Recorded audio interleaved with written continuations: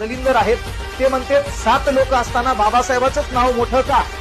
भाऊ ते बॅरिस्टर होते, इंग्लंडला शिकले, जपानमध्ये बारातला नावाचा कोर्स केलाय, एवढं करून आपल्या भारताची हलाखीची परिस्थिती माहित होते, याच्यातलं एक बी बाहेर गेलं नव्हतं. मग यायला काय धतुरा माहितीये का घटनेत काय करायचं काय नाही? मग तिथं बाबासाहेबांचं नाव येणार असेल, मग ज्या माणसाने जे काम केलं त्याच्या कामाला व्हॅल्यू द्यावाच लागतो ना तुम्हाला. पण तुमच्यासारखे 2-4 फुटुरे जरी म्हणले समजा बाबासाहेबांनी काय केलं, बाकीचे बी लोक होते आणि काही काय हेच पा उगं भाषणात बाबासाहेबांचं नाव घ्यायचं, माघारी कार्यक्रम बरोबर वाजतचा.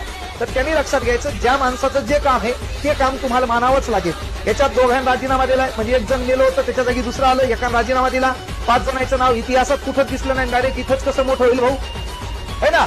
इथं 14 तळ्याचा सत्याग्रह, महारचा सत्याग्रह, मनुस्मृतीचं दहन आहे, बहिष्कृत हितकारणी सभा आहे, समता आहे, जनता आहे, प्रबुद्ध भारत आहे ना? त्याच्यानंतर महत्वाची गोष्ट काय बघूया, कामगार असोसिएशन आहे, शेड्यूल कास्ट फेडरेशन आहे, रिपब्लिकन पार्टीची घोषणा आहे, धर्मांतराची 1935 ची घोषणा आहे, सर्वात मोठं धर्मांतर आहे 14 ऑक्टोबर 1956. मग एवढं इतिहासात 10 लिखाण ज्या माणसावर आहे त्याचं काम तुम्हाला मान्यच करावं लागेल ना. म्हणून तिथं आपण डायलॉग घालायचा नाही, आपलं काहीच खरं नाही ना. आपण तेवढ्या